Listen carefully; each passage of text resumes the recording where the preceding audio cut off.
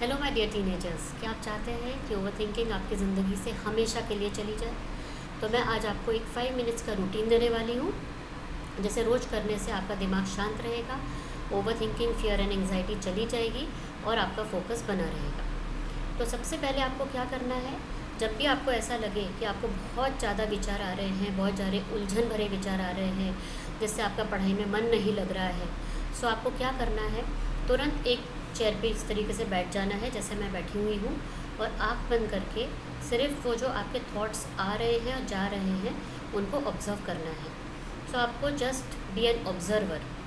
आपको एक observer mode में ये सीखना है कि आपको उन थॉट्स को रेजिस्ट नहीं करना है, उनको एंटरटेन भी नहीं करना है, उनके ऊपर कोई रिएक्शन भी नहीं देना है। जैसे आप कभी फ्लाइट में आपने ट्रैवल किया होगा, तो आपने देखा होगा बहुत सारे क्लाउड्स हैं, छोटे छोटे बड़े बड़े क्लाउड्स।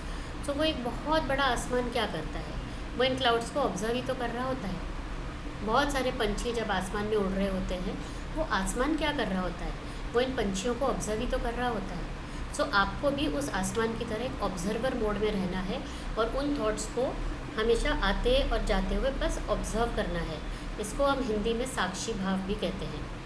जब आप इस ऑब्जर्वेशन की रूटीन में आ जाएंगे, आप जब कॉन्शियसली इसको प्रैक्टिस करने लग जाएंगे, तो आप पाएंगे कि आपने अपने माइंड पे पूरी तरह कंट्रोल कर लिया है और आगे से फिर कभी ये जो उलझन भरे थॉट्स आपको आते हैं वो आपको कभी परेशान नहीं करेंगे और आपको कभी डीफोकस भी नहीं करेंगे पढ़ाई से। सो आपको क्या प्रैक्टिस करना है, नंबर 1, एवरी डे जब भी आपको लगे कि आपको बहुत ज़्यादा थॉट्स आ रहे हैं, उलझन हो रही है, मेरी पढ़ाई कैसे होगी, मैं ये असाइनमेंट कर पाऊँगा या नहीं, या जो कुछ भी थॉट्स आपको आ रहे हैं, तो आपको क्या करना है, एक शांत जगह पे बैठ जाए, जस्ट क्लोज योर आइज़ और जस्ट वो थॉट्स को ऑब्जर्व करना है। Do not resist them, do not entertain them, do not believe them. आपको रिएक्शन ही नहीं देनी उसको। जब आप उसको रिएक्शन नहीं देंगे तो उस थॉट का आपके माइंड के ऊपर कोई कंट्रोल नहीं रहेगा, उल्टा आपका अपने माइंड पे कंट्रोल हो जाएगा। This is the way to train your mind as well. So ये आपको रोज़ करना है। दूसरा, मैं आपको एक ब्रीदिंग टेक्निक बताती हूँ जिससे आप अपने सबकॉन्शियस माइंड को बहुत पॉजिटिव अफर्मेशंस देके ओवर थिंकिंग से हमेशा के लिए निजात पा सकते हैं। तो आपको क्या करना है, आपको एक गहरी लंबी सांस लेनी है और जब भी आपकी गहरी लंबी सांस आप लें तो आपका पेट बाहर निकलना चाहिए। मतलब इसको कहते हैं अब्डोमिनल ब्रीदिंग, जो बेबीज़ करते हैं। जैसे हम बड़े बड़े होते चले जाते हैं, हम चेस्ट ब्रीदिंग चालू कर देते हैं, which is not the right way to teeth. So कैसे आपको करना है, आपको एक गहरी लंबी सांस लेनी है, आपका पेट बाहर है, आपकी चेस्ट इनसाइड है और आपने वो सांस रोक रखी है। जब आपने वो सांस रोक रखी है तो आपका सबकॉन्शियस माइंड एक्टिवेटेड है। जब आपका सबकॉन्शियस माइंड एक्टिवेटेड है तो इस टाइम आप जो कुछ भी इंटेंशन उस सबकॉन्शियस माइंड में डालेंगे वो मैनिफेस्ट हो जाएगा।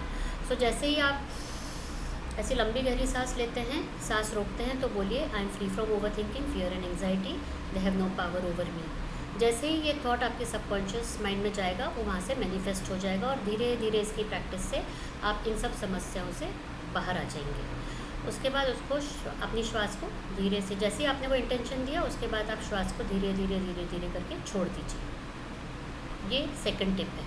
और एक थर्ड टिप है, जब हम छोटे थे तब हमारे पास ना वीडियो होता रहे, ना वीडियो हमारे पास, ना यूट्यूब था, ना इंस्टाग्राम था, ना फेसबुक था, कुछ भी नहीं था। सो हम लोग कुछ खेल खेलते रहते थे और हमें पता नहीं था कि वो ब्रेन एक्सरसाइजेज हैं। उसमें से एक आपको क्या करना है, clasp your hands like this, clasp your hands like this and just do this. इससे क्या होगा कि आपका राइट और लेफ्ट ब्रेन एक दूसरे के साथ मिल जाएगा और इससे जो आपकी over thinking, fear and anxiety है वो नहीं रहेगी, वो चली जाएगी। So just do this, clasp your hands like this and just do this. This is the first exercise. Then the second exercise is doing this. और फिर इसको फास्ट भी आप कर सकते हैं, आप इसकी स्पीड बढ़ा सकते हैं। सो just do this. And the third exercise is join your hands like this.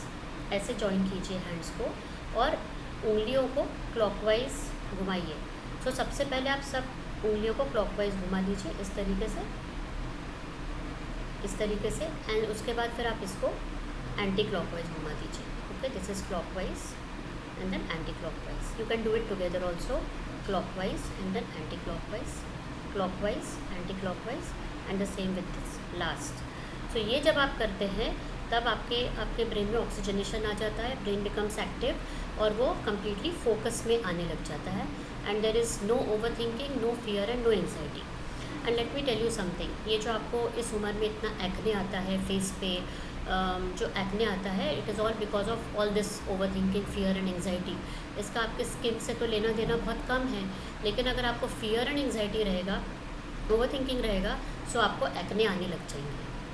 So these are the 3 tips that I have shared with you which you must practise from today.